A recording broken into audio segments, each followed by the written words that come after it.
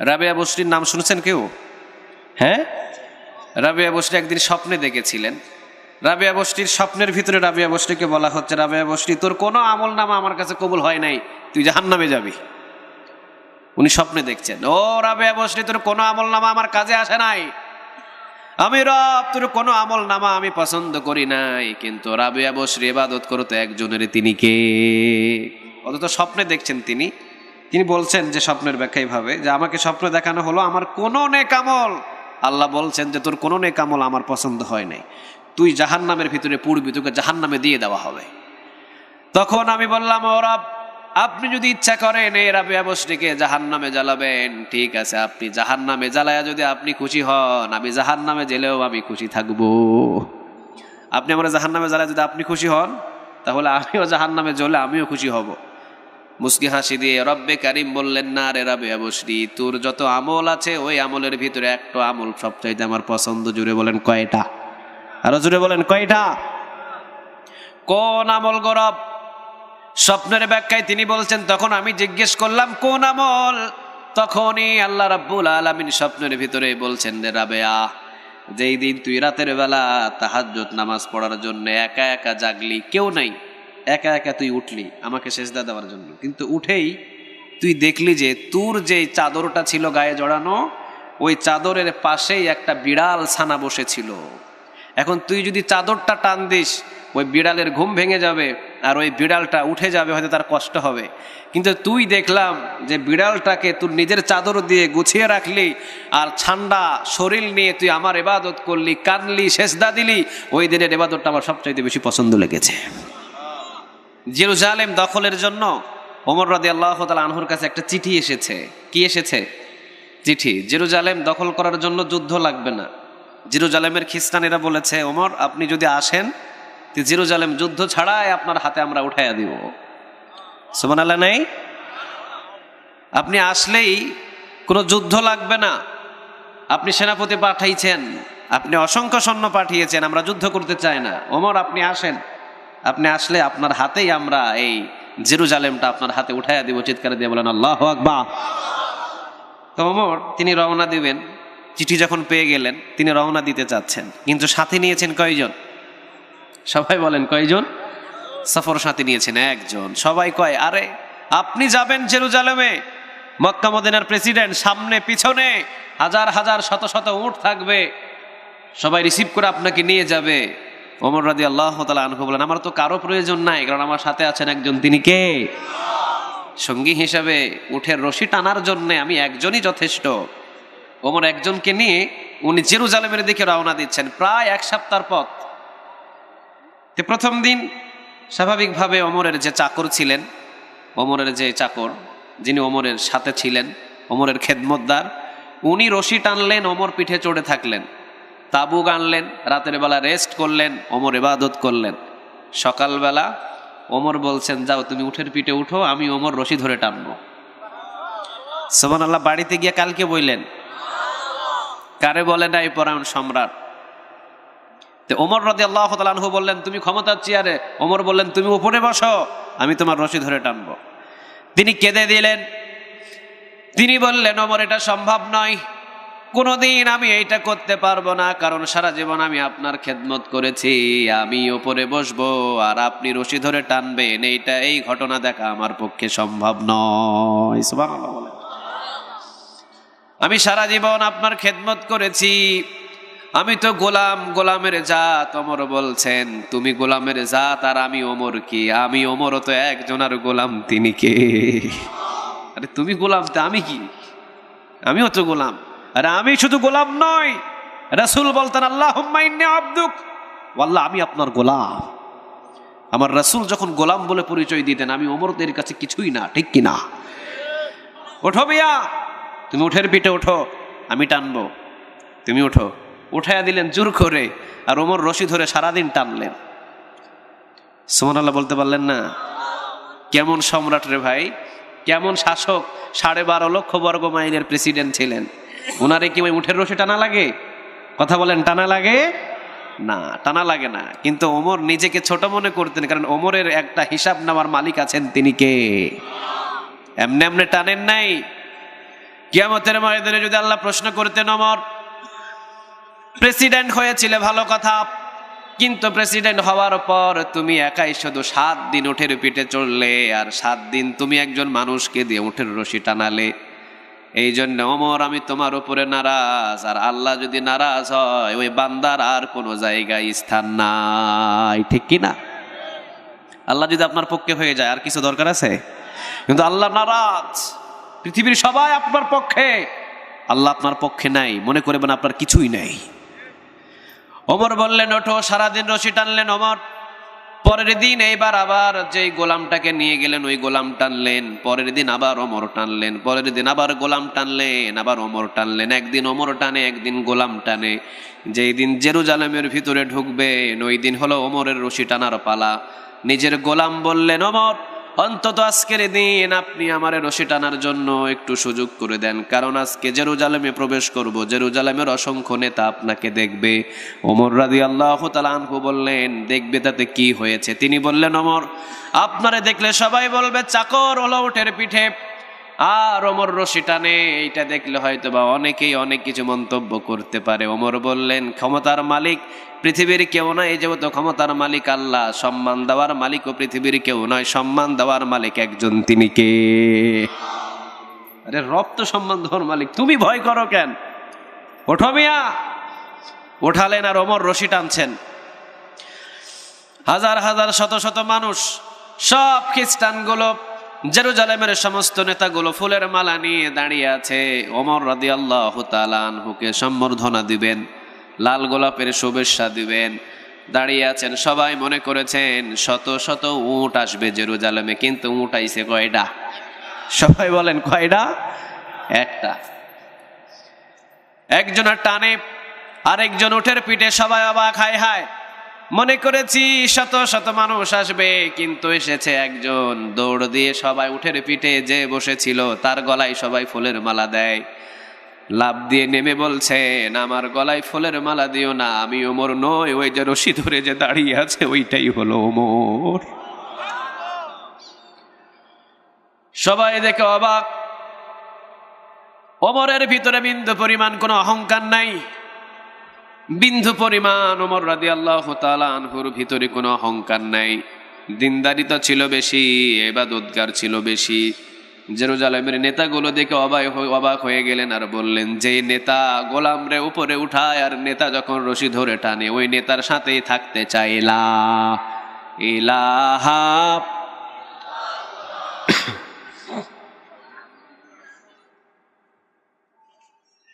ওমরের মতো নেতাদেরকে কিয়ামতের ময়দানে আরশের ছায়ার নিচে জায়গা দিয়ে দিবেন, তিনি কে? সহিহ বুখারী মুসলিমের হাদিসটা কিন্তু এটা আমার বানানো কথা নয়, কোরআনের পরেই যার স্থান, যে বুখারী শরীফের হাদিস। কারণ ওমর ছিলেন ওমর, ওমরের ছেলে একজন ছিল আব্দুল্লাহ। নামটা কি ছিল বলেন? আব্দুল্লাহ। আব্দুল্লাহ ছিলেন ওমরের ছেলে। আব্দুল্লাহ রাদিয়াল্লাহু তাআলা আনহু তিনি একটা কোরবানের বাজারে বিশাল বড় একটা উট নিয়ে দাঁড়িয়ে আছেন। কোরবানের বাজারে উটটা বিক্রি করবেন, কথা বুঝতেছেন আমার? আব্দুল্লাহ বড় একটা উট নিয়ে দাঁড়িয়ে আছে, কোরবানের বাজারে বিক্রি করবে। আর ওমর রাদিয়াল্লাহু তাআলা আনহু গিয়েছেন ওই কোরবানের বাজারে, যে কোরবানের বাজারে কেউ জালিয়াতি করে কিনা, কোরবানের বাজারে কোনো দালালি করে কিনা, এটা দেখার জন্য। সুবহানাল্লাহ বলেন। নেতা শুধু এসি গাড়ি করে ঘোরার নাম নেতা নয়। ওমর শুধু নিজের ঘরে শুয়ে থাকতেন না, ওমর চলে গেছেন কোরবানের বাজারে। কোন বাজারে? কোরবানের বাজারে গেলেন ওমর। কোরবানের বাজারে গিয়ে দেখেন কোন উটের দাম, কোন দুম্বার দাম কি রকম, কেউ কোনো জুলুমি করে কিনা, কেউ কোনো বাড়াবাড়ি দাম চায় কিনা। এই জন্য ওমর গেলেন, দেখি দুম্বার দাম কেউ বেশি চায় কিনা, উটের দাম কেউ বেশি চায় কিনা। গিয়ে দেখেন নিজের ছেলে আব্দুল্লাহ একটা উট নিয়ে দাঁড়ানো। ওমর রাদিয়াল্লাহু তাআলা আনহু গিয়ে নিজের মুখের ভিতরে গামছা লাগালেন। ওমর রাদিয়াল্লাহু তাআলা আনহু নিজের মুখে গামছা লাগালেন, মাস্ক লাগালেন যাতে না চিনতে পারে। নিজের ছেলে আব্দুল্লাহর কাছে সালাম বিনিময় করে বললেন, কামা হাদা, তোমার এই উটের দামটা কত হবে? ওমর রাদিয়াল্লাহু তাআলা আনহুর ছেলে আব্দুল্লাহ বললেন, 100 দিরহাম। জোরে বলেন, কয়শো? 100 দিরহাম। চলে গেলেন ওমর রাদিয়াল্লাহু তাআলা আনহু। একটু পরে নিজের মুখ খুলে এবার ওমর সামনে এসে কয়, উঠ পাইলি কই? সুবহানাল্লাহ নাই? কিরে উঠ পাইলি কই? উঠের মালিক কোন দিন হইলি তুই? আবার তুই আমার ছেলে হয়ে উঠের মালিক হইলি, আর ওমর জানে না ব্যাপারটা কি? কোথায় থেকে উঠের মালিক হইলি? আব্দুল্লাহ কয়, বাবা নিজের কাছে কয়েকটা দেরহাম ছিল, ওই দেরহাম, এরপরে মায়ের কাছ থেকে কয়েকটা দেরহাম, 2 দেরহাম যোগ করে 60 দেরহাম। জুড়ে বলেন কয় দেরহাম? 60 দেরহাম বাবা। এই 60টা দেরহাম যোগ করে বাজারে ঘুরতে ঘুরতে ঘুরতে ঘুরতে একটা শুকনা কাঠের মতো একটা উট কিনছিলাম। 4 মাস 5 মাস পালন করেছি। আপনি যেখানে রাষ্ট্রীয় ক্ষমতার চেয়ারে অর্থাৎ রাষ্ট্রীয় খাজানায় অর্থাৎ রাষ্ট্রীয় যে কাজগুলো করার জন্য যে ঘরে বসেন, ওই ঘর থেকে পিছন দিকে ওই জমিনে বাঁধছিলাম। ওখানেই ওই পিছনের যত জমিন আছে সমস্ত জমিনগুলো থেকে সবুজ সবুজ ঘাসগুলো কেটে কেটে খাইয়ে ওটটাকে মোটা তাজা করেছি। এখন বাজারে বিক্রি করতে এসেছি, স্বাস্থ্য লাগছে তো বেশি। কয়শো দেরহাম? কয়শো? কিনেছি 60 দেরহাম, বিক্রি করব 100 দেরহাম। এখন পাকড়িও বলে 100 দেরহাম, 40 দেরহাম লাভ হয়েছে বাবা। ওমর রাদিয়াল্লাহু তাআলা আনহু বললেন, বাবা যেই জমিনের ঘাসগুলো খাইয়ে ওটটাকে মোটা তাজা করেছো, ওই জমিনের মালিক তো বাবা মদিনার জনগণ। বাবা রে, ইনসাফের প্রতি খবরদার জুলুমি করা যাবে না। 60 দেরহাম নিজের পকেটে রেখে দিও, মানুষের জমিনের ঘাস খাইয়ে উট মোটা তাজা করেছো, 40 দেরহাম মদিনার রাষ্ট্রীয় খাজানায় জমা দিয়ে দিও। এটা বলে ন্যায় পরায়ণ। নিজের ছেলে বলে 4 আনা পরিমাণ তাকে কোনো আপত্তি জানাই নাই, চিৎকার দিয়ে বলো ঠিক কিনা? নিজের ছেলে বলে বলেন নাই যে যা বাবা যা করছস করে ফেল, খবরদার সামনের দিকে করিস না, না। কিন্তু আমাদের সমাজের বিচার, মেম্বারের ছেলে চুরি করেছে, মেম্বারের ছেলে ডাকাতি করেছে, মেম্বারের ছেলে ব্রিজিং করেছে, কিন্তু বিচার হবে রাতের বেলা নিজের ঘরে একা একা।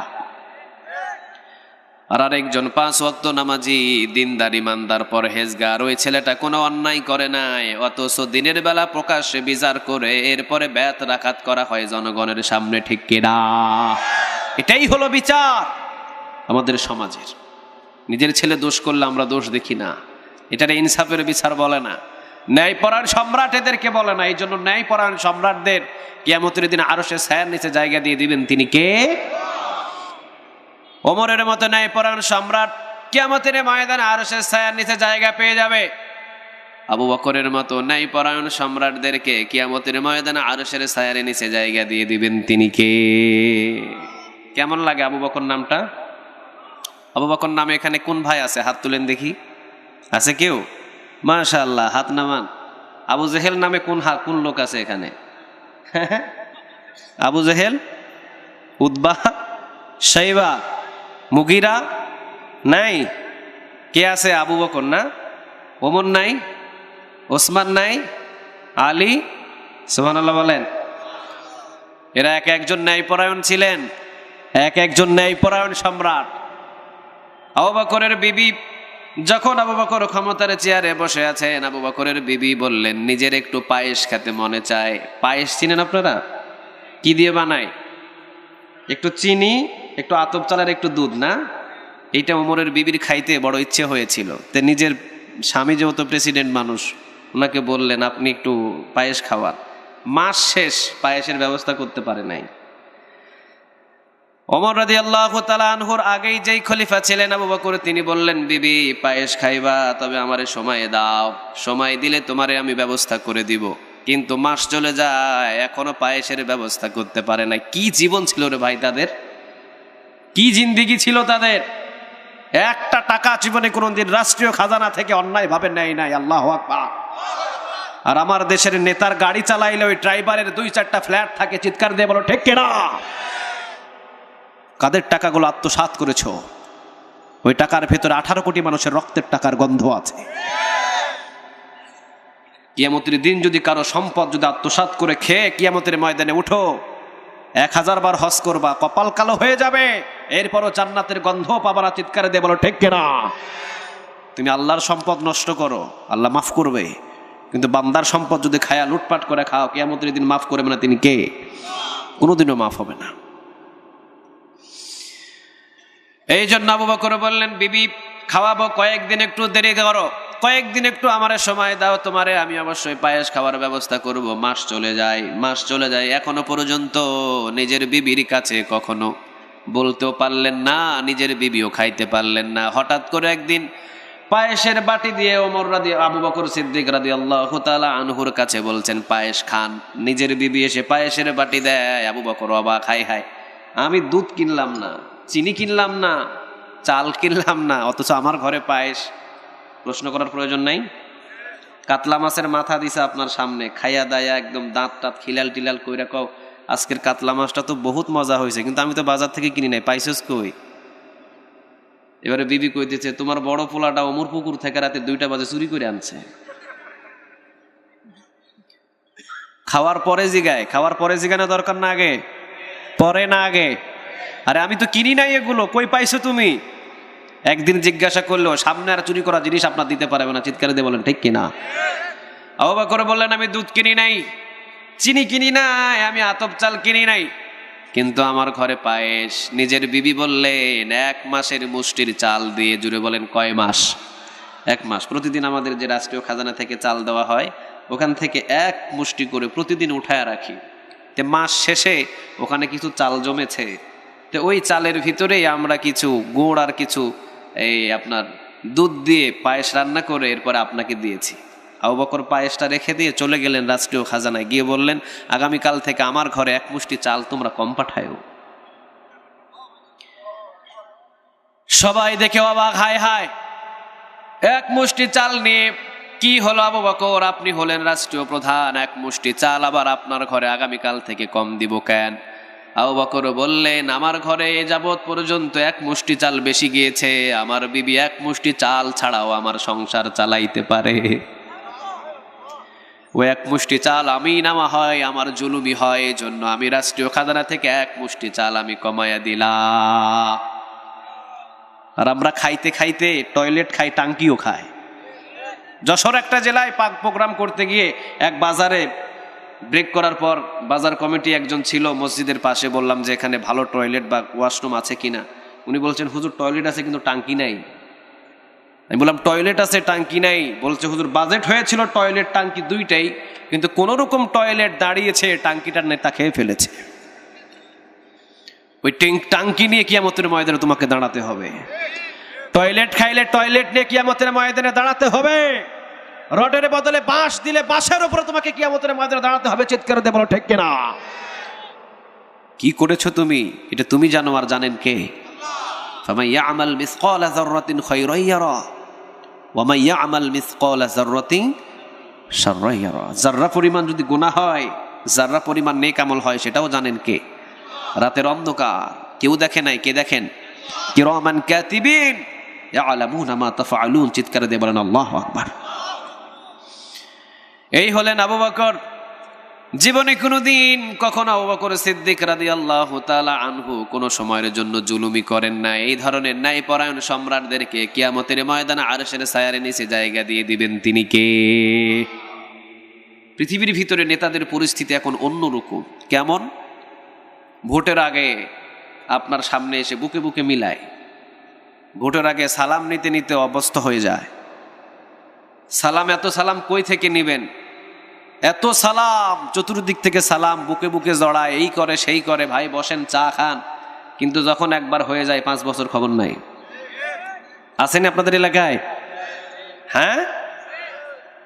কিন্তু আবু বকর উনি প্রতি রাত্রিতে উনি মানুষদের দাঁড়ে দাঁড়ে ঘুরতেন। সুবহানাল্লাহ বলেন।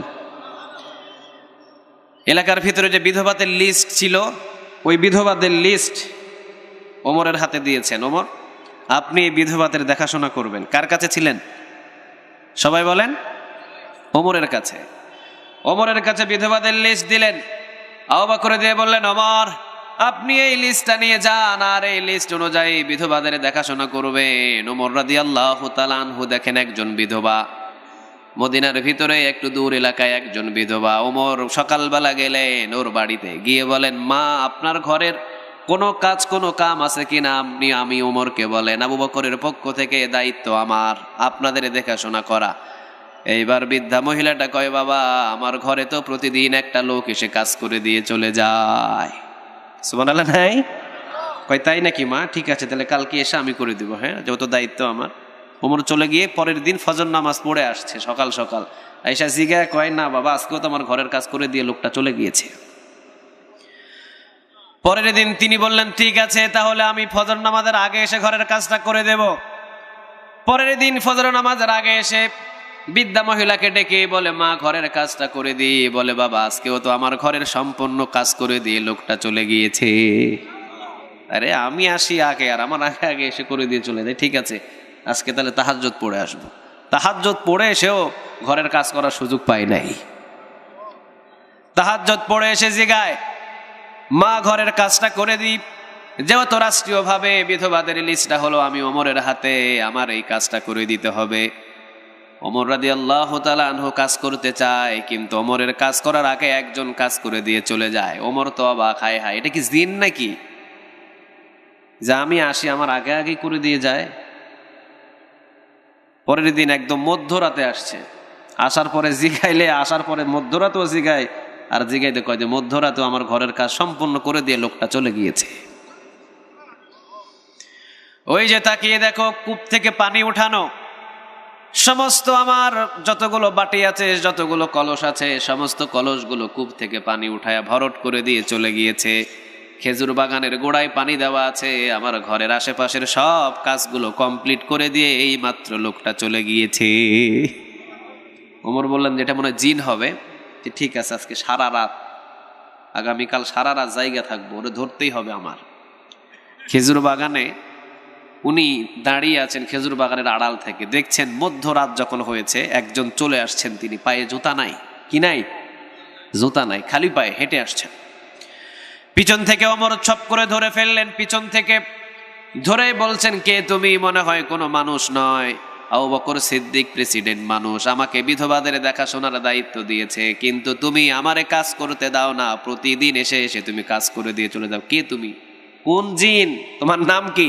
আজকে ধরছি, ছাড়বো না। সামনে গিয়ে মাথার রুমালটা টান দিয়া দেখে এটা আবু বকর। ওমর কেঁদে দিলেন। ওমর বললেন, আপনি প্রেসিডেন্ট মানুষ, দায়িত্ব দিয়েছেন আমার হাতে, আপনি বিধবার দেখাশোনা করবেন। ওমর, আবু বকর, আপনি আমারে দায়িত্ব দিলেন আর কাজ করেন আপনি।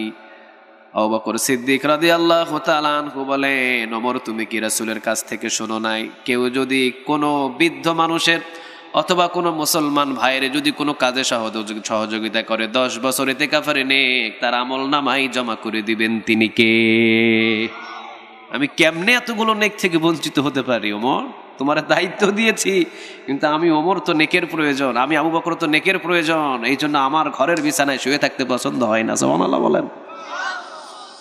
পায়ের ভিতরে জুতা নাই কেন আবু বকর? পায়ের ভিতরে জুতা দিয়ে তো আপনি আসতে পারতেন, পায়ের ভিতরে জুতা নাই কেন? আবু বকর সিদ্দিক রাদিয়াল্লাহু তাআলা আনহু বললেন, ভাই, এটা হলো রাষ্ট্রীয় বিধান, পায়ের ভিতরে জুতা পরে আসা, কিন্তু এখন দিন না রাত। সবাই বলেন, দিন না রাত? রাত, এখন রাত। আমি যে খড়মের জুতা পরে আসবো আর রাস্তায় যে আওয়াজ হবে, ওই আওয়াজে যদি কারো ঘুম ভেঙে যায়, কিয়ামতের দিন আমি আবু বকরকে জবাব দিতে হবে। এই জন্য খালি পায়ে এসেছি, যাতে কারো ঘুম আমার দ্বারাই নষ্ট না হয়। সুবহানাল্লাহ বলেন। কি ছিলেন রে ভাই তারা? এক একজন রাষ্ট্রনায়ক, এক একজন ন্যায়পরায়ণ সম্রাট কি ছিলেন? আল্লাহ ওদেরকে বলবে, আসো তোমরা, তোমাদেরকে রিসিভ করে নিয়ে আরশের ছায়ার নিচে জায়গা দিয়ে দিবেন। সুবহানাল্লাহ বলেন। আর যারা কিয়ামতের ময়দানে আরশের ছায়ার নিচে জায়গা পেয়ে যাবে, কিয়ামতের ময়দানে যারা আরশের ছায়ার নিচে জায়গা পাবে, তারা ওখান থেকে বিনা হিসাবে জান্নাতে চলে যাবে। সুবহানাল্লাহ বাড়িতে গিয়ে বললেন। তাহলে প্রথম নম্বরে হলো ইমামুল আদিল, ন্যায়পরায়ণ সম্রাট, ন্যায়পরায়ণ বাদশাহ। যারা ন্যায়পরায়ণ সম্রাট, ন্যায়পরায়ণ বাদশাহ ছিলেন, তাদেরকে কিয়ামতের ময়দানে আরশের ছায়ার নিচে জায়গা দিয়ে দিবেন তিনি কে? ওদেরকে আরশের ছায়ার নিচে জায়গা দিয়ে দিবেন। দেখেন, দিল্লি শহরের ভিতরে শামসুদ্দিন আল তামাস রাহিমাহুল্লাহ, উনি দিল্লি শহরের ভিতরে উনি ছিলেন একজন প্রেসিডেন্ট। শামসুদ্দিন আল তামাস নামটা মনে আছে আপনাদের? অনেকের পরিচিত থাকতে পারে। উনি দিল্লি শহরের একটা সম্রাট ছিলেন, শামসুদ্দিন আল তামাস।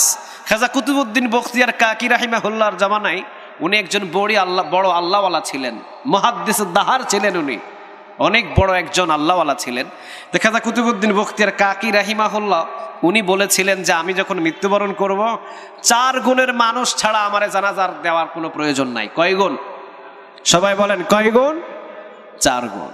এই 4 গুণের মানুষ দিয়ে আমারে জানাজার নামাজ পড়ায়া দিও। ওই 4 গুণের ইমাম যদি পাও তাহলে 4 গুণের ইমাম দিয়ে আমার জানাজার নামাজ পড়ায়ও। আর যদি ওই 4টা গুণের ইমাম না পাও তাহলে আমার জানাজার নামাজ পড়ানোর দরকার নাই। কয়টা গুণ? সবাই বললেন হুজুর কি গুণ? হুজুর কি গুণ? এখন খাজা কুতুবউদ্দিন বখতিয়ার কাকি রাহিমাহুল্লাহ বলছে, প্রথম নাম্বার, তার জীবনে কোনো দিন তাকবীরওয়ালা ছুটে নাই। ইমামের পিছনে নামাজ পড়েছে, জীবনে কোনো দিন তাকবীরওয়ালা ছুটে নাই। ইমাম আল্লাহু আকবার বলেছেন, সাথে সাথে ইমামের পিছনে তাকবীর বেঁধে নামাজ পড়েছে। এই ধরনের প্রথম নাম্বার গুণ, ওই গুণের ইমাম পাইলে আমার জানাজার নামাজ পড়ায়। সুবহানাল্লাহ নাই? তাহলে জীবনে কোনোদিন কি ছুটে নাই? তাকবীরওয়ালা ছুটে নাই। দ্বিতীয় নাম্বার কি গুণ হুজুর? এখন দ্বিতীয় নাম্বার বলতেছে, দ্বিতীয় নাম্বার গুণ হলো তার জীবনে কোনো দিন কোনো সময় আসরের সুন্নত নামাজ কাজা হয় নাই। আসরের ফজর নামাজের আমাদের কোনো খবর নাই। ফরজ নামাজ কতটা আমাদের জীবনে কাজা হয়েছে আমাদের কোনো হিসাব নাই। কিন্তু দেখেন খাজা কুতুবউদ্দিন বখতিয়ার কাকি রাহিমাহুল্লাহ বলছেন জীবনে কোনোদিন আসরের সুন্নাত নামাজ তার কাজা হয় নাই। সুবহানাল্লাহ বলেন। সুন্নাত যদি কাজা না হয় ফরজ কাজা হয়েছে না? হ্যাঁ না, ফরজ তো কাজা হয় নাই। তৃতীয় নাম্বার কোন গুণ আপনি বলেন?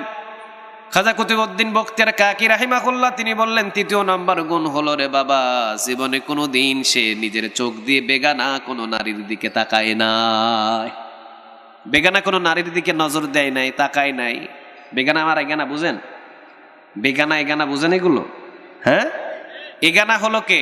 আমার ফুফু, আমার খালা, হ্যাঁ, আমার মা, আমার বোন, এগুলো হলো এগানা। মানে এগুলোর সাথে আমার বিয়ে হওয়া জায়েজ নাই। আর বেগানা হলো কারা? যাদের সাথে আমার বিবাহ হওয়া জায়েজ। ওই যে বেগানা নারী, রাসূল সাল্লাল্লাহু আলাইহি সাল্লাম বলেছেন 14 জন নারীর জন্য তোমাদের জন্য বিবাহ হওয়া হারাম, বাকি যত মহিলা আছে সব মহিলাদের জন্য হালাল করে দিলেন তিনি কে? তাহলে ওই 14 জন নারী ছাড়া ওই লোকটার কোনোদিন কোনো বেগানার দিকে তাকায় নাই। এই গুণ হলো 3 নাম্বার। কয় নাম্বার?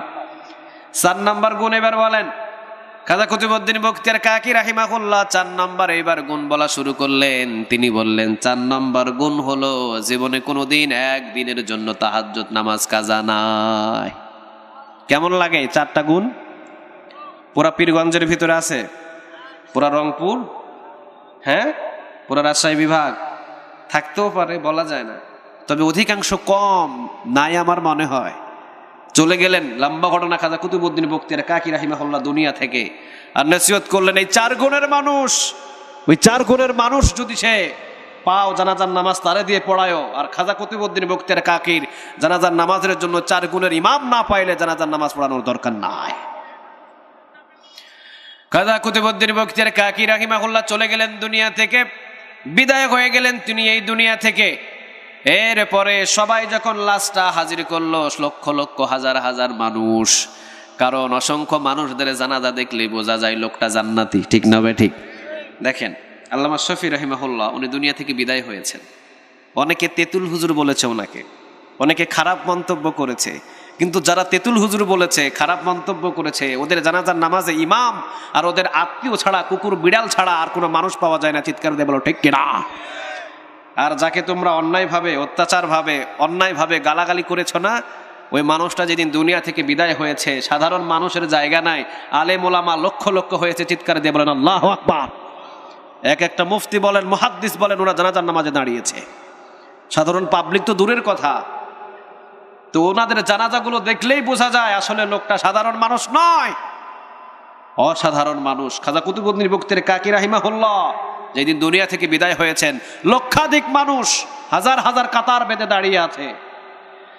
এখন তার ছাত্রগুলো বলছেন 4 গুণের ইমাম লাগবে। জোরে বলেন কয় গুণ? 4 গুণের ইমাম। প্রথম নাম্বার, জীবনে কোনোদিন কোনো বেগানা নারীর দিকে তাকায় নাই, তাকবীরওয়ালা ছুটে নাই, তাহাজ্জুদ নামাজ কাজা হয় নাই, আসরের 4 রাকাত নামাজ কাজা হয় নাই। এইবার সবাই মাথা নিচুর দিকে তাকিয়ে আছে, কেউ আর সামনের দিকে আগায় না, সবার মাথা নিচে। নিচের দিকে তাকিয়ে আছেন, কারণ এই 4টা গুণের মানুষ হওয়ার প্রয়োজন একেবারেই কম। লক্ষ লক্ষ মানুষ, সামনের দিকে কেউ পা বাড়ায় না, কিন্তু একজন শামসুদ্দিন আলতামাস রাহিমাহুল্লাহ, তিনি হলেন দিল্লির সম্রাট, তিনি সামনের দিকে পা বাড়িয়ে দিয়েছে। একজন সম্রাট, একজন দেশের প্রধানমন্ত্রী, উনি সামনের দিকে পা বাড়িয়ে দিয়ে বলছেন লাশটা লাখো, আমি জানাজার নামাজ পড়াইয়া দিব। এই ধরনের ন্যায়পরায়ণ সম্রাটদেরকে কিয়ামতের ময়দানে আরশের ছায়ার নিচে জায়গা দিয়ে দিবে তিনি কে? আর তুমি চুরি করছো না, ডাকাতি করছো, মিথ্যা কথা বলছো, সব আগুন ঢুকাইছো, কিয়ামতের দিন ধরবেন তিনি কে? ইমামুল আদিল, ন্যায়পরায়ণ সম্রাট। কিয়ামতের ময়দানে ন্যায়পরায়ণ সম্রাটদেরকে আল্লাহ রাব্বুল আলামিন আরশের ছায়ার নিচে জায়গা দিয়ে দিবে। সহিহ বুখারী মুসলিমের হাদিস। 7 শ্রেণীর মানুষ জায়গা পাবে, তার ভিতরে প্রথম নাম্বার ইমামুল আদিল, ন্যায়পরায়ণ সম্রাট। দ্বিতীয় নাম্বার ওয়াশাবুন নাশা ফি ইবাদাতিল্লাহ, যৌবন বয়সে যারা আল্লাহর ইবাদত করে তাদেরকে কিয়ামতের ময়দানে আরশের ছায়ার নিচে জায়গা দিয়ে দিবেন তিনি কে? রাসূল বলেন কিয়ামতের ময়দানে বৃদ্ধকালের হিসাব নেবেন না, যৌবনকালের হিসাব নিয়ে আল্লাহ তাকে জান্নাতে ঢুকাইয়া দিবে। রাসূলের কাছে জিবরিল আলাইহিস সালাম একবার নয়, 2 বার নয়, জিবরিল আলাইহিস সালামের কাছে 24,000 বারেরও বেশি পাঠাইছেন তিনি কে? জিবরিল আলাইহিস সালাম আসলেন 24,000 বারেরও বেশি রাসূলের সামনে। জিবরিল আলাইহিস সালামকে রাসূল একদিন বললেন, ভাই জিবরিল, আল্লাহ রাব্বুল আলামিন তোমাকে তো অসংখ্য শক্তি দিয়েছে, চোখের পাওয়ারটা দিয়েছে কি রকম? জিবরিল বললেন, রাসূল, আমার চোখের পাওয়ার এত বেশি, পৃথিবীর আনাচে কানাচে কোথায় কি পড়ে আছে, যা পড়ে আছে আমি একবার তাকালে সব কিছু আমি এক পলকেই দেখতে পাই। সুবহানাল্লাহ নাই? সামান্য আমার কাছে মনে হয় যে একটা ভাতের প্লেট সারা পৃথিবীটা। সুবহানাল্লাহ বলেন। সারা পৃথিবীটা আমার কাছে একটা ভাতের প্লেট। শুধু পৃথিবী নয় গো নবী, ওই যে আসমান, ওই আসমান থেকে কত ফোঁটা বৃষ্টি জমিনের উপরে পড়ে, সমস্ত ফোঁটা বৃষ্টিগুলো আমি গুনতে পারি। আপনারা পারবেন? এই পীরগঞ্জ এলাকায় কত ফোঁটা বৃষ্টি পড়ে গুনতে পারবেন না। রাসূল সাল্লাল্লাহু আলাইহি ওয়াসাল্লাম বললেন, ভাই জিবরিল, চোখের পাওয়ার এত বেশি, বলো তো দেখি আসমান থেকে এত ফোঁটা বৃষ্টি জমিনে পড়ে, সমস্ত বৃষ্টির ফোঁটা তুমি গুনতে পারো, কোন জিনিসটা তুমি গুনতে পারো না? এইবার জিবরিল বললেন, নবী গো, আপনার যেই যৌবনকালের সাহাবীরা আছে, আপনার যেই যৌবনকালের উম্মতেরা আছে গো নবী, ওই যৌবনকালের উম্মত যদি একবার আল্লাহু আকবার বলে একটা সেজদা দেয়, আমি জিবরিল আসমান থেকে কত ফোঁটা বৃষ্টি জমিনে পড়ে গুনতে পারি, কিন্তু একটা যুবকের একটা সেজদার নেক আমার আল্লাহ কত তার আমল নামায় জমা করে আমি জিবরিলও গুনে শেষ করতে পারি না। এই জন্য রাসূল বললেন, ওয়াশাবুন নাশা ফি ইবাদাতিল্লাহ, যৌবন বয়সে যারা আল্লাহর ইবাদত করে কিয়ামতের দিন আরশের ছায়ার নিচে তাদের জায়গা দিয়ে দিবেন তিনি কে? ওয়ারাজুলুন কলবুহু মুআল্লাকুন ফিল মাসাজিদ, যাদের কলিজা মসজিদের সাথে ঝুলে থাকে কিয়ামতের দিন আরশের ছায়ার নিচে জায়গা দিবেন তিনি কে? কিয়ামতের দিন আরশের ছায়ার নিচে তাদের জায়গা দেওয়া হবে যাদের কলিজাটা মসজিদের সাথে ঝুলিয়ে রাখে। সুবহানাল্লাহ বলবেন না? কিন্তু আমরা মসজিদের সাথে ঝুলাইছি এসি, মসজিদের সাথে ঝুলাইছি হলো পাখা, মসজিদের সাথে ঝুলাইছি হলো ঝাড়বাতি, আর সপ্তাহে যাই কয়দিন? একদিন। কিন্তু এসি ঝুলিয়েছি, ঝুলিয়েছি পাখা, ঝুলিয়েছি দামি দামি ঝাড়বাতি, রং বেরঙের টাইলস লাগিয়েছি মসজিদে, কিন্তু যাই না আমরা। কিন্তু রাসূল বলেছেন, আরে টাইলসের প্রয়োজন নাই, পাখার প্রয়োজন নাই, এসির প্রয়োজন নাই, কলিজাটাকে মসজিদের সাথে ঝুলিয়ে রাখো, কিয়ামতের দিন আরশের ছায়ার নিচে জায়গা দিয়ে দিবেন তিনি কে?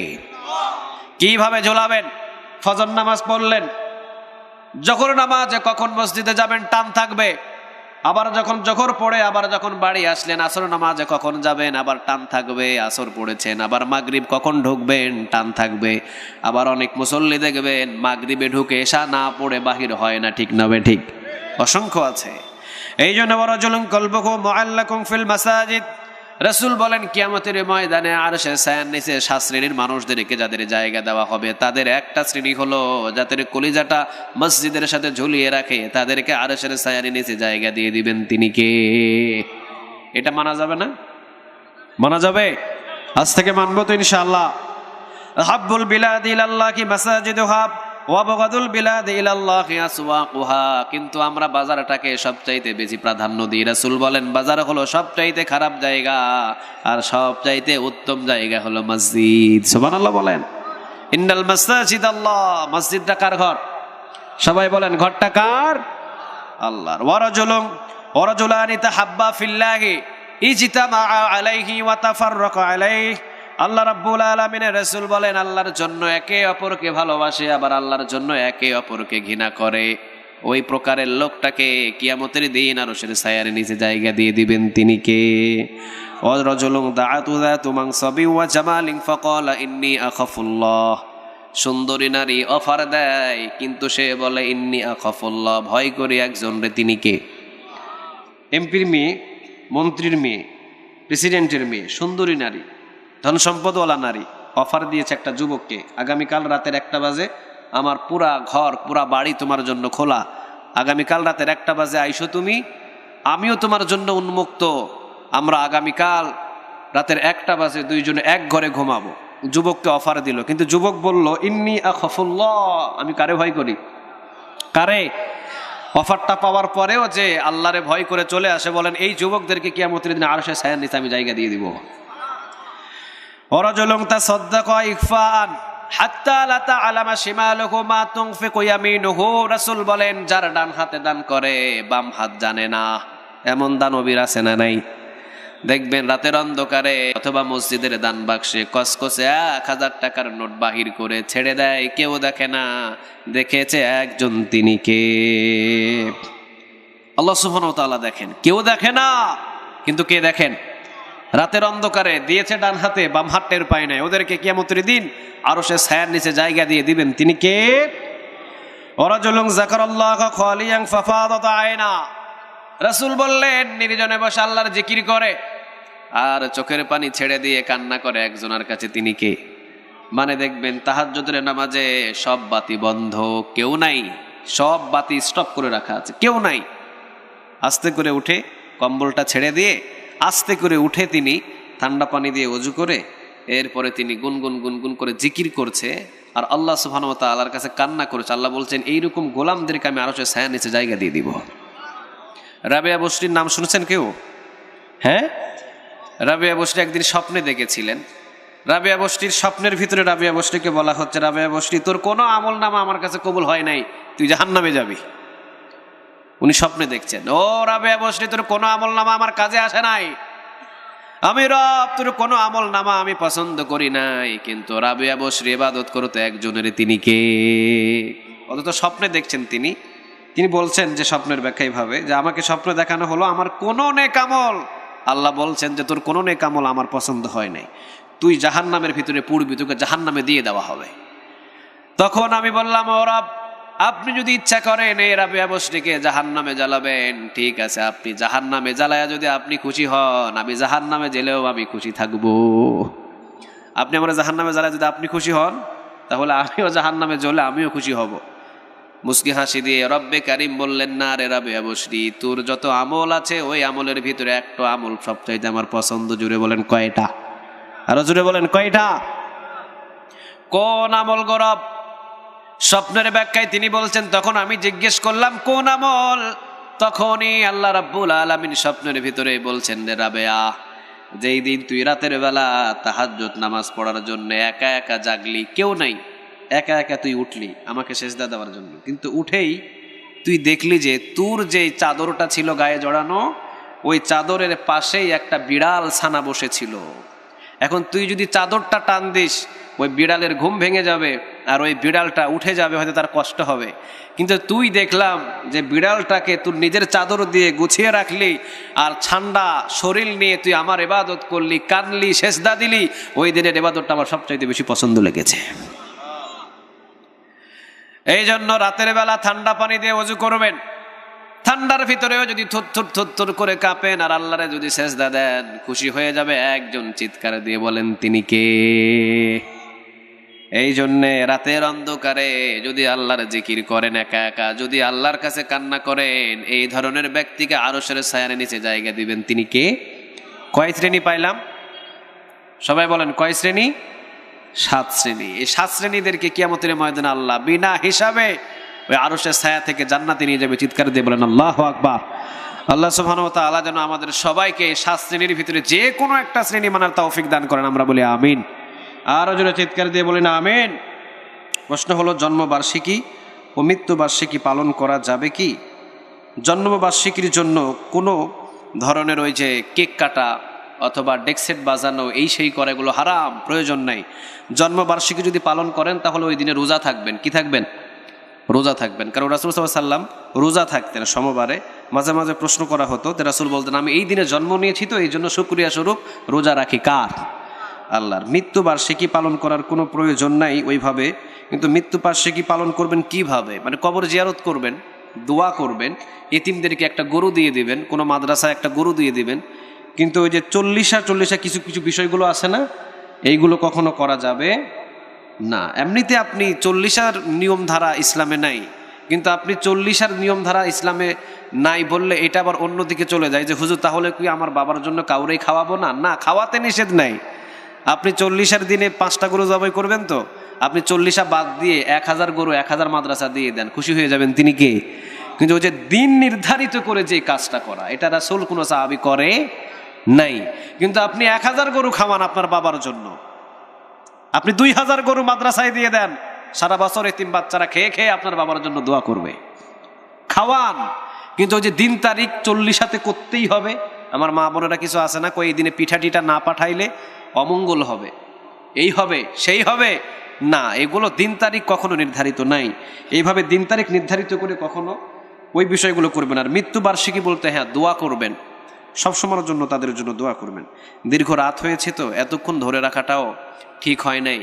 কারণ ওয়াজা আলনা নাউমাকুম সুবাতা ওয়াজা আলনা লাইলা লিবাস। আল্লাহ বলছেন ঘুমটাকে তোমাদের ক্লান্তি দূরকারীর জন্য দিয়েছি। ব্যাটারিতে যদি চার্জ না থাকে তাহলে কি বলেন মোবাইল কি মোবাইল চালানো যাবে? আমাদের শরীরের ব্যাটারি চার্জটা কি জানেন? ঘুম। আমাদের শরীরের ব্যাটারি চার্জ হলো ঘুম। যদি এই ঘুমটা ঠিক মতো না হয়, আগামীকালকে কোনো কাজে আপনার মন বসবে না, এমনকি ফজর নামাজটাও কাজা হয়ে যেতে পারে, ঠিক কিনা? এই জন্য আগামী সময় থেকে আমি বলবো 9:30 থেকে 10টার ভিতরে প্রধান মেহমানকে উঠায় দেওয়া প্রয়োজন, আর 12টার ভিতরে ক্লোজ করা প্রয়োজন। আপনারাও আসেন না, কমিটি বিন্দুরাও দিতে পারে না, ঠিক না? আপনারা আসেন একেবারে লাস্ট টাইমে, এই জন্য হয় সবচাইতে বেশি প্রবলেম।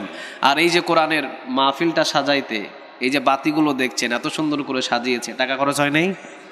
টাকা খরচ হয় নাই? প্রতিটা মাহফিল কমিটি একটা আশায় থাকে আপনারা আসবেন, আগে কিছু দিয়ে যাবেন।